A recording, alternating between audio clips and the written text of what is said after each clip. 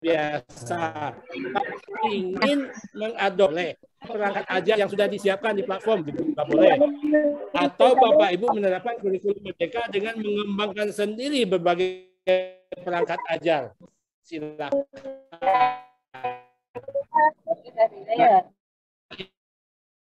Ibarat rumah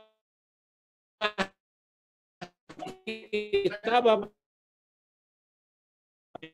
kita itu perabotannya masih bangunnya bangunannya masih bagus, yang perlu kita ganti catnya saja, bukan pemahaman Bapak Ibu. Baik, ini baru buka.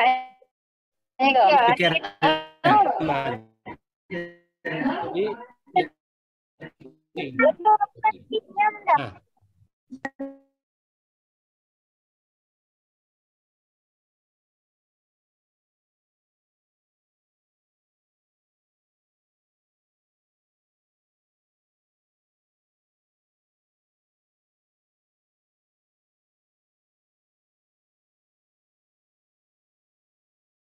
bahwa dalam kehidupan itu ada serangkaian prosedur yang harus diikuti secara disiplin.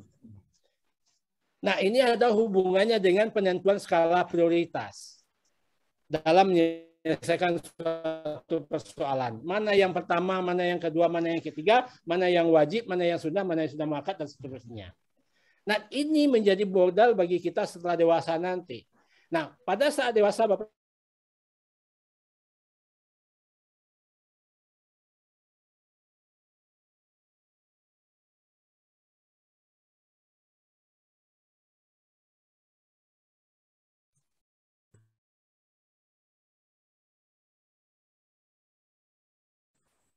mikro Bapak ter-unmute.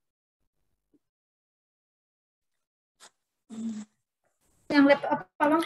Ya, mohon maaf tadi listrik mati di kantor, sekarang sudah aktif kembali.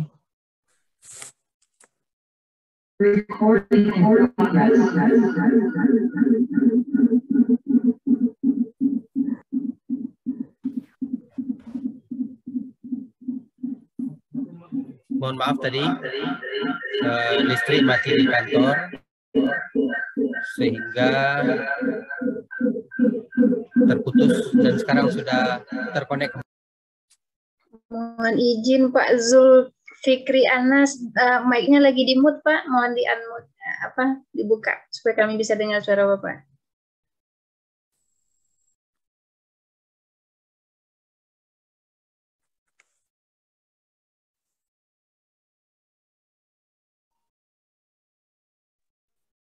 sudah bisa kedengaran?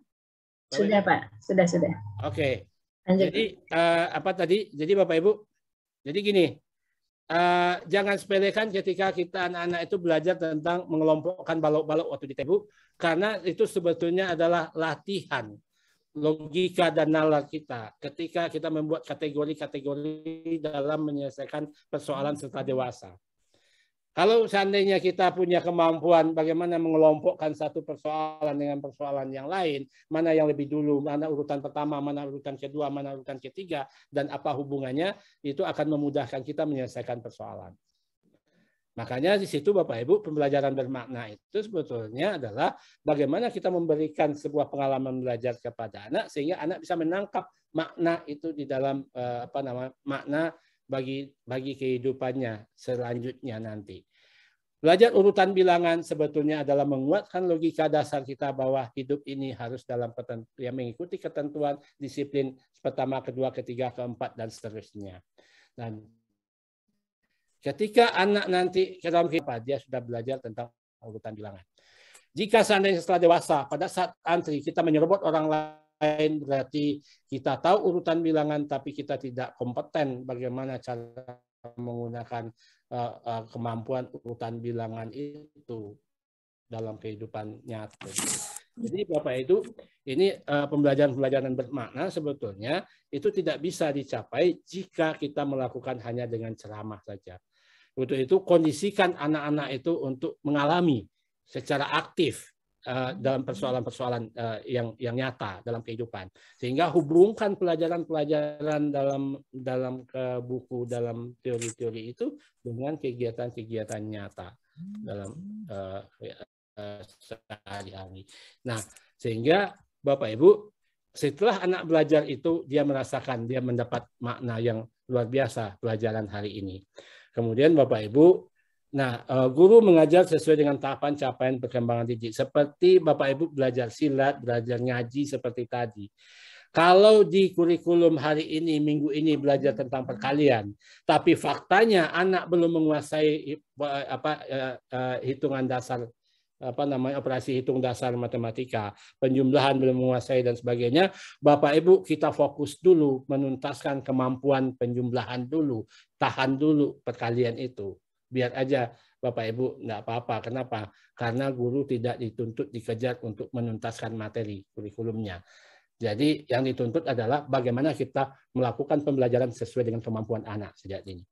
Nah, Bapak Ibu, itu yang harus diinikan. Nah, lalu sekolah memiliki kewenangan untuk mengembangkan dan mengelola kurikulum pembelajaran sesuai dengan karakteristik satuan pendidikan peserta didik. Nah, tadi Bapak Ibu, itu kalau mengenal kurikulum merdeka, artinya apa? Guru merdeka mengembangkan proses-proses pembelajaran yang kreatif, format-format RPP segala macam silakan dikembangkan sendiri masing-masing Bapak Ibu. Kemudian anak-anak juga merdeka memilih berbagai cara pembelajaran, tidak lagi dia mendapat materi yang sama, pengalaman yang sama, alat penilaian yang sama, dari buku yang sama, tugas-tugas yang sama. Mereka itu diberikan ruang yang seluas-luasnya untuk beraktivitas, menghasilkan sesuatu lewat proyek-proyek Bapak Ibu. Proyek itu bukan berarti wujud fisik. Bisa juga misalnya kerjasama membersihkan lingkungan di sekolah, kerjasama apapun misalnya Bapak Ibu. Yang paling penting adalah ketika melakukan proyek itu anak saling berkolaborasi, saling mengemukakan pendapat, dan bagaimana mereka mengatasi kalau terjadi perbedaan pendapat, bagaimana cara mengatasi konflik di antara mereka, bagaimana mereka akur lagi setelah berkonflik, setelah berselisih pendapat. Pengalaman-pengalaman yang seperti itu yang dipentingkan sebetulnya. Sehingga si anak itu punya pengalaman real bagaimana cara menyelesaikan konflik di antara teman-temannya dan kemudian bagaimana dia menemukan solusi terbaik agar mereka tetap akur, kompak, dan berkolaborasi. Itu yang kita harapkan sebetulnya. Yang nanti yang kita naungi dengan profil pelajar Pancasila. Dan kemudian Bapak Ibu, lebih relevan dan interaktif. Jadi ada 3 hal keunggulannya, lebih sederhana dan mendalam, bermakna, ya, kemudian mendalam, bermakna, dan tidak terburu-buru dalam menyampaikan materinya, dan menyenangkan bagi setiap anak. Kemudian keunggulan keduanya lebih merdeka. Guru mengajar sesuai dengan tahap capaian perkembangan peserta didik, jadi tidak terburu-buru untuk menuntaskan kurikulum. Kemudian sekolah memiliki kewenangan untuk mengembangkan dan mengelola kurikulum dan pembelajaran sesuai dengan karakteristik satuan pendidikan masing-masing. Jadi kita betul-betul memahami kondisi kita di sekolah kita. Ya, di mana kekuatan kita, di mana kelemahan kita, di mana tantangan dan sebagainya, kita orientasinya ke situ. Jadi bisa jadi satu sekolah dan sekolah lain tidak akan sama prosesnya. Kemudian keunggulan yang ketiga lebih relevan dan interaktif. Pembelajaran melalui kegiatan proyek memberikan kesempatan lebih luas pada peserta didik untuk secara aktif mengeksplorasi isu-isu aktual, misalnya lingkungan, kesehatan, dan untuk mendukung pengembangan karakter profil pelajar Pancasila. Bapak Ibu, ini beberapa bahan bisa diakses, yaitu ya platform Indonesia Merdeka Belajar. Bapak Ibu, ini bisa diakses, ini terus. Dan nah Bapak Ibu, teknis pelaksanaan implementasinya itu ada pilihan-pilihannya begini. Pilihan pertama mandiri belajar, yaitu sekolah satuan pendidikan menerapkan beberapa bagian dan prinsip kurikulum merdeka. Jadi berapa bagian saja, tanpa mengganti kurikulum satuan pendidikan yang sedang diterapkan. Nah, ini strategi pertama. Ya, Bapak Ibu menerapkan kurikulum yang sekarang berlaku hanya mengganti beberapa bagian saja. Misalnya pendekatan proyeknya yang saja diambil atau penilaiannya saja boleh. Atau pilihan yang kedua, mandiri berubah. Menerapkan kurikulum merdeka dengan menggunakan perangkat ajar yang sudah disediakan pada satuan pendidikan PAUD kelas 1, 4, 7, 10 yang disediakan oleh pemerintah. Silakan, Bapak Ibu ingin menerapkan itu, tapi menggunakan perangkat ajar yang sudah disiapkan, ada di website tadi. Atau yang ketiga, mandiri berbagi. Bapak Ibu menerapkan kurikulum Merdeka dengan mengembangkan sendiri berbagai perangkat ajar di Satuan Pendidikan PAUD kelas 1, 4, 7, 10. Nah, strateginya udah kelihatan, Bapak Ibu mau pilih yang mana? Pilih mandiri belajar, artinya Bapak Ibu baru sebagian prinsip yang kita terapkan untuk tahun ini misalnya. Atau Bapak Ibu pilih mandiri berubah. Bapak Ibu ingin gunakan kurikulum Merdeka itu semuanya, tapi perangkat pembelajarannya menggunakan yang sudah ada yang dibuat oleh Kemendikbud. Atau pilih yang ketiga, mandiri berbagi. Menerapkan kurikulum Merdeka dengan mengembangkan sendiri berbagai perangkat di satuan pendidikan. Yang kita harapkan kalau Bapak Ibu menerapkan kurikulum Merdeka, kalau bisa masuk ke mandiri berbagi.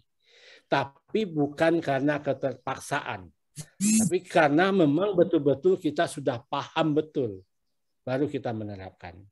Nah, baik, ini Bapak Ibu sekolah-sekolah sudah mendaftar. Nah, kemudian saya singgung sedikit tentang muatan lokal, ya karena itu dianggap. Nah, Bapak Ibu, pemerintah mengatur beban belajar untuk setiap muatan dan muatan pelajaran dalam JP per tahun. Bapak Ibu, per tahun diatur.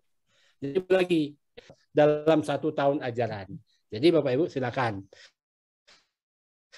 Nah, Satuan Pendidikan menambahkan muatan lokal yang ditetapkan oleh pemerintah daerah sesuai dengan karakteristik daerah. Satuan pendidikan dan tambahan sesuai dengan karakteristik satuan pendidikan secara fleksibel melalui 3 pilihan sebagai berikut. Bapak Ibu bisa mengintegrasikan ke dalam mata pelajaran yang ada. Misalnya tentang makanan khas di Payakumbuh. Bapak Ibu ingin masukkan ke dalam mata pelajaran IPS misalnya. Silakan. Atau pelajaran prakarya atau apa dan sebagainya. Atau Bapak Ibu mengintegrasikan ke dalam tema proyek profil pelajar Pancasila. Atau mengembangkan mata pelajaran yang berdiri sendiri. Itu untuk mata lokal. Nah, Bapak Ibu, saya punya satu konsep untuk pengembangan mata lokal di Minangkabau sebetulnya di tempat kita. Nah, Bapak Ibu, kita pahami betul falsafah adat Basandi syarat Basandi Kitabullah alam terkembang jadi guru. Di situ menyatukan antara agama, ilmu pengetahuan dan kehidupan masyarakat. Ada 3 tungku sejarah di situ. Agama, ilmu pengetahuan dan kehidupan bermasyarakat. Dan itu ada di dalam diri manusia. Dan Bapak Ibu, setiap ilmu pengetahuan itu adalah alat untuk mengenal alam. Kalau masuk ke Zoom.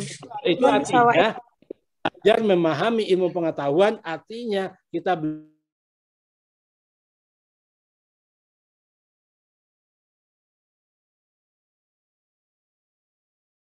Suara Pak Zulfikri masih mute lagi Pak.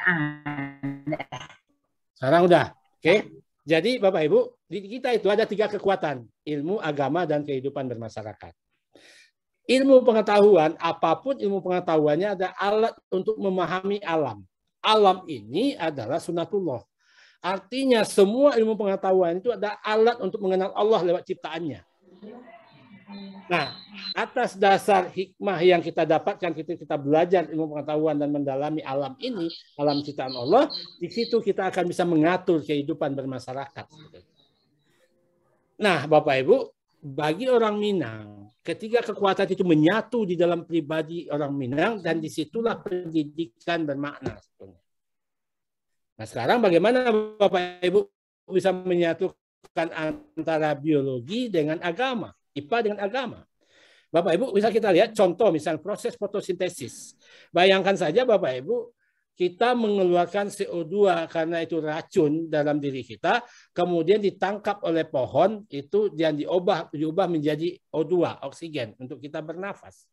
Artinya racun yang kita kasih ke pohon itu, dia olah, dia ubah, dia balas oksigen kepada kita. Kurang kemuliaan apa ciptakan racun yang kita kasih di mendalam. Apa itu proses fotosintesis? Bagaimana proses makanan dari tanah, dari bulu-bulu akar yang kecil itu, kemudian diserap, kemudian sampai ke daun dengan bantuan air, dengan sistem kapilaritas, dan sampai di daun, dan sinar matahari mengeluarkan energinya, dan daun itu mengolah nitrogen segala macam itu mengolah, kemudian oksigennya keluar dan semua perhitungannya itu sangat canggih dan sudah menjadi ketentuan sunatullah sebetulnya. Artinya pelajaran biologi pelajaran tentang fotosintesis itu sebetulnya kita sedang mengupas ayat-ayat ilahi lewat logika, nalar, dan ilmu pengetahuan. Sehingga di situ ilmu pengetahuan adalah jembatan bagi kita untuk mengenal Allah sedalam-dalamnya. Sehingga semakin dalam kajian kita, semakin tinggi ilmu kita, semakin dekat dengan kita Allah Subhanahu wa Ta'ala. Itu prinsip orang Minang sebetulnya. Dan sangat luar biasa, Bapak Ibu.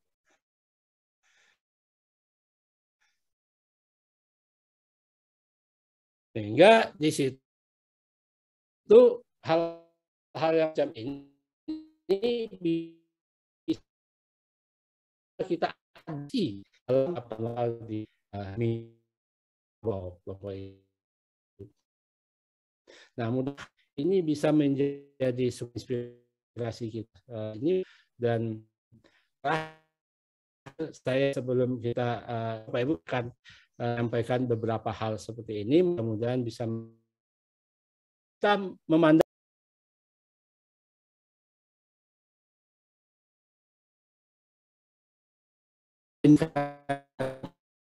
nafas dan pori-pori yang ada di sekujur tubuh menjadi pintu rezeki dan pintu amal. Berkah itu terus mengalir dalam darah dan menyelusup ke seluruh bagian-bagian tubuh. Alhamdulillah tidak pernah putus itu antar. Itu Bapak Ibu. Suara saya masih bisa kedengaran? Masih Pak? Masih Bapak. Masih Bapak. Sekarang udah.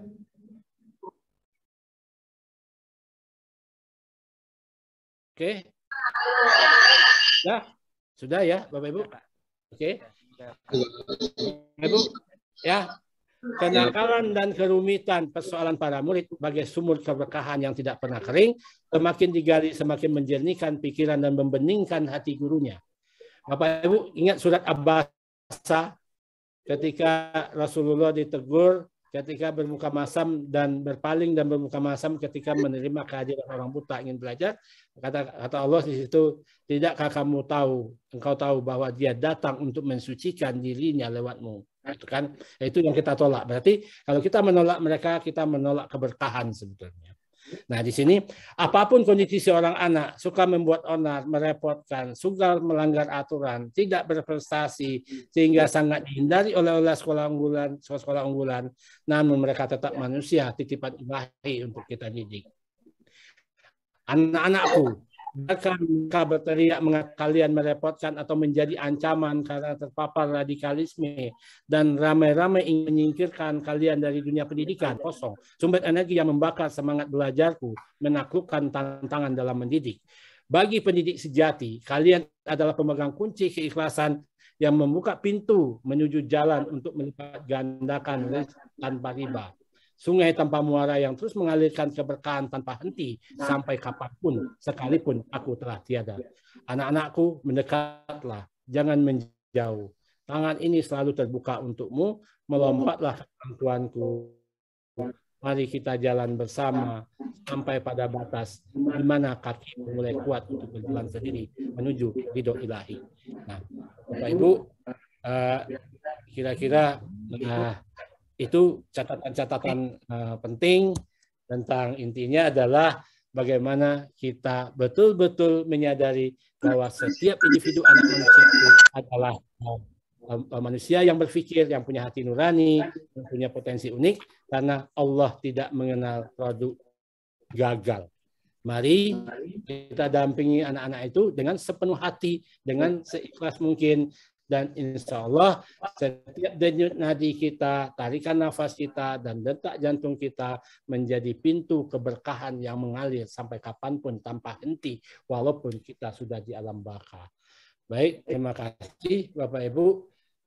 Saya kembalikan ke Pak Datuk sebagai moderator. Mudah-mudahan saya tidak terlalu cepat menyampaikannya, dan pada intinya adalah Bapak Ibu silakan memahami apa yang sebenarnya yang harus dilakukan oleh dunia pendidikan, apalagi di Minangkabau. Luar biasa. Kita beri aplaus untuk narasumber kita. Terima kasih. Tidak terasa 1,5 jam lebih semuanya kita nikmati dari awal sampai akhir. Jadi guru itu takdir, dan kita manusia yang dipercaya untuk jadi guru, dan Allah tak mengenal produk gagal. Kira-kira begitu. Mungkin ada 1-2 yang ingin bertanya, kami beri kesempatan. Sebutkan nama, asal sekolah atau jabatan. Tanya Pak, dari yang katakan Silakan. ya dari SMP 4. Ya, silakan Pak. Terima kasih. Pak Mardius, SMP ya, Pak. 4. Ya, Pak Mardius dari SMP 4. Pak. Ya. Terima kasih. Kami sangat lain coba dulu. Yang lain hadir dulu. Pak Mardius, Kepala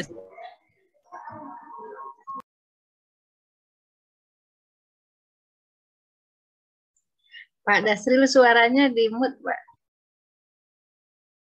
Ya, kita berikan kesempatan kepada Pak Mardius karena kameranya aktif dan dia tunjuk tangan. Ya. Kita silakan. Terima kasih. Assalamualaikum warahmatullahi wabarakatuh. Pertama, kita sangat merasa sangat jelas apa yang disampaikan oleh Bapak kita tadi yang dari Puskur, Bapak yang menjelaskan kepada kita.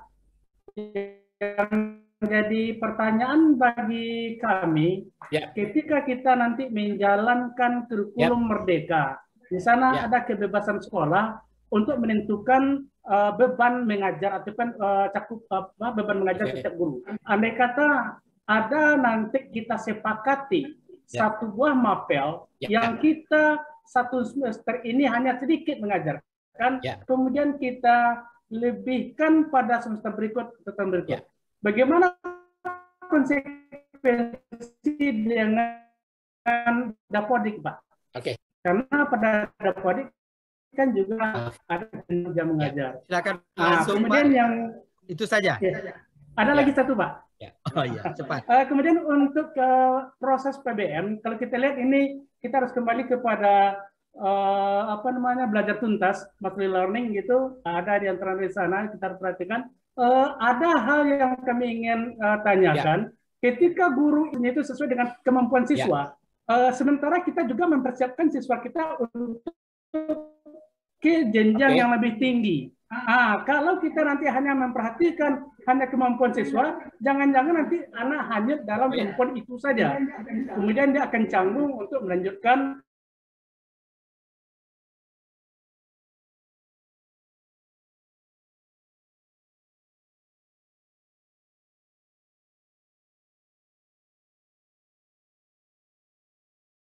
aturannya, Pak. Jadi artinya untuk mensukseskan kurikulum Merdeka ini, pertama kali yang kita selamatkan gurunya. Gurunya kita selamatkan. Tidak akan ada yang merugikan gurunya. Kenapa? Kalau gurunya dirugikan, tentu akan berdampak pada layanan anak-anak. Nah, kita tidak ingin sebagai korban. Kan? Aturan Dapodik ini kita sudah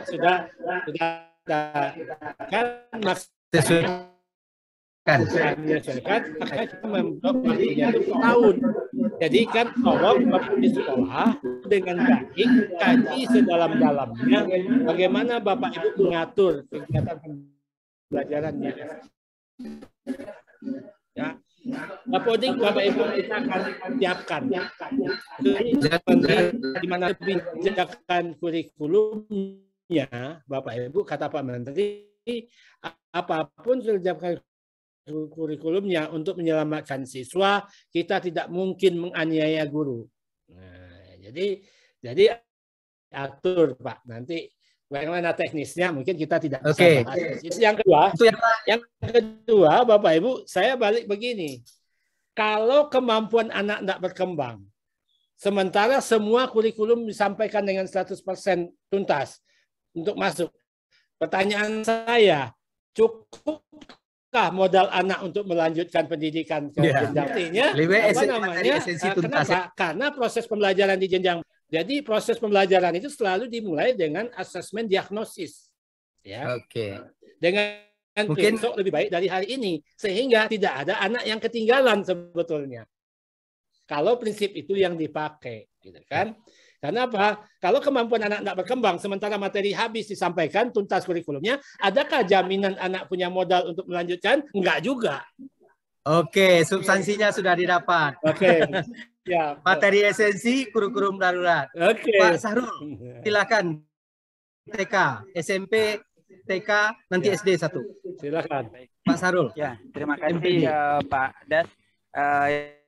Ya, sebelumnya juga terima kasih kepada Bapak ya Zulfikri yang sudah menyampaikan materi yang luar biasa gitu ya. Dan di sini kami menangkap bahwasannya filosofi Minangkabau ini tertuang dalam kurikulum Merdeka tadi gitu. Nah, kemudian untuk PAUD nih Pak, tadi kan terutama mungkin filosofi tadi tertuang dalam kurikulum operasional PAUD-nya gitu. Nah, yang saya tanyakan gini Pak, tadi kalau salah di bawah 56. Nah, itu yang pertama. Yang kemudian, apakah muatan lokal yang nanti kita kembangkan melalui kurikulum operasional perlu juga dengan perdanya gitu Pak? Karena memang kalau diakreditasi kan harus ada dasarnya gitu. Itu saja Pak, terima kasih. Assalamualaikum warahmatullahi wabarakatuh. Baik, kita pendek langsung Pak. Ya, pertanyaan yang kedua dulu, perlu didukung dengan perda. Nanti pada waktu kita dorong untuk bikin perda. Jadi siapkan bahan-bahannya. Nanti saya akan kasih kata pengantarnya dari pusat kurikulum. Kita bikin perda. Ya, jadi saya akan dukung nanti. Saya akan siapkan kata pengantarnya. Iya. Ya, apa namanya dokumen calon perda itu masih bisa dengan saya Pak. Saya masih bikin unmute semua operator. Masih saya ya. Oke. Nah, pertanyaan yang pertama, Bapak Ibu, ini beda. Kalau di admin, tolong 1, 4, 7, 10. Tolong admin. Kalau SD kan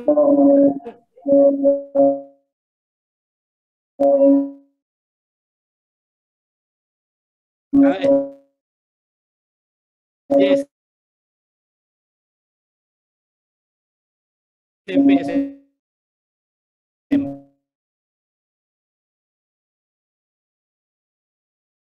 kan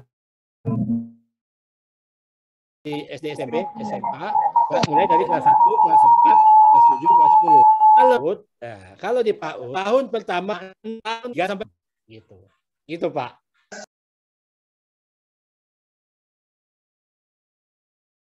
Kita berikan kesempatan untuk bertanya, tetapi kita buka ruang film dijadikan resume dan kita bagikan lagi kepada orang 2 hari.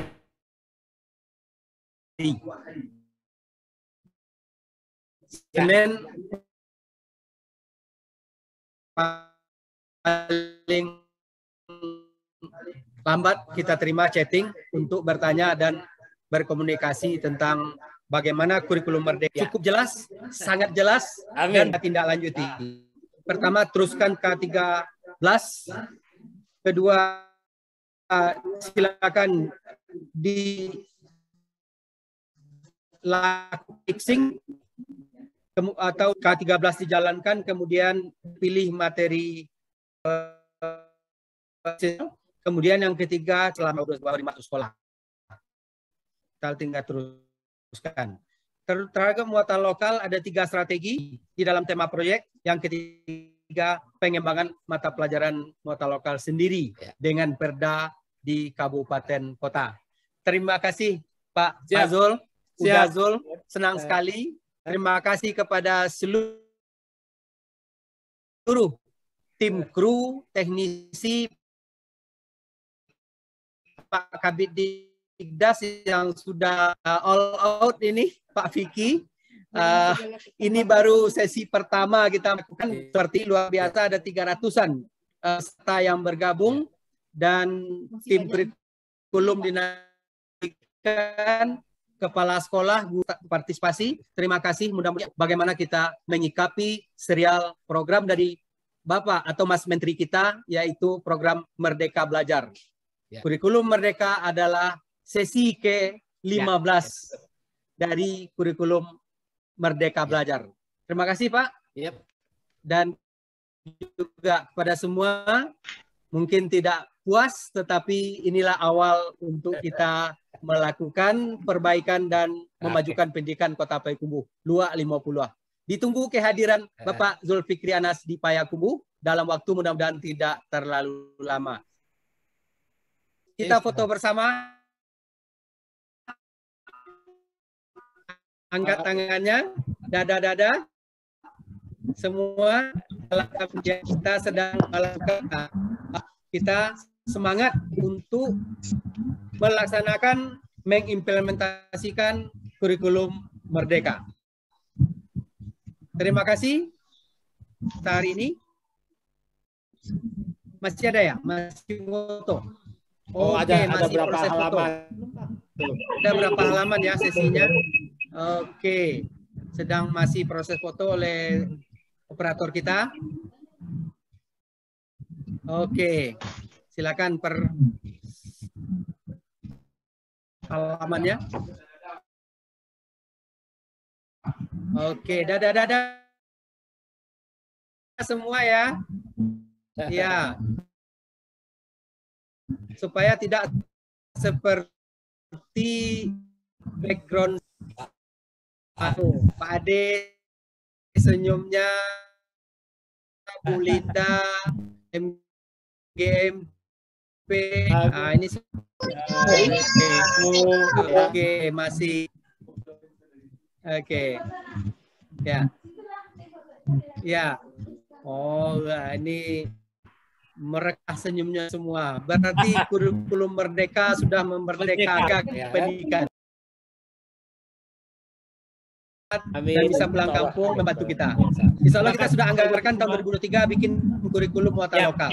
Tahun 2022 ini Kota Payakumbuh bikin master plan pendidikan. Sudah kita anggarkan dalam APBD. Siap membantu. Mohon dibantu ya. Siap membantu. Iya. 2022 kita bikin master plan pendidikan untuk 5 tahun ke depan. Kemudian 2023 kita bikin kurikulum muatan lokal. Sudah ada anggarannya. Membantu sepenuhnya. Sebenarnya kalau perlu saya terima kasih. Dan mari kita tutup pertemuan ini dengan bacakan hamdalah. Alhamdulillahirabbil alamin. Assalamualaikum warahmatullahi wabarakatuh. Waalaikumsalam warahmatullahi wabarakatuh. Bu Lina, dadah lu, Bu Lina. Dadah pada tua. Udah Zul, durian masih banyak di studio. Salam untuk keluarga pada tua. Ya. Amin, insyaallah sampaikan. Ya. Baik, mudah-mudahan insyaallah. Ya. Pulang kampung, Pak. Pulang kampung, durian masih banyak tuh. Tapi kalau sampai habis durian. Akan sabalado tanah orang Mirami di sekolah. Yo. Masih apros sekolah jadi tuan rumah bikin macam-macam. Sabalado tanah aja bikin sekolah. Sabalado tanah, ayo tambah ikan apa Bapak tuh. Itu luar biasa. Ya, itu setelah nanti makan di sekolah tuh. Iya, si tuan rumah. Kawannya kan di tuan rumah.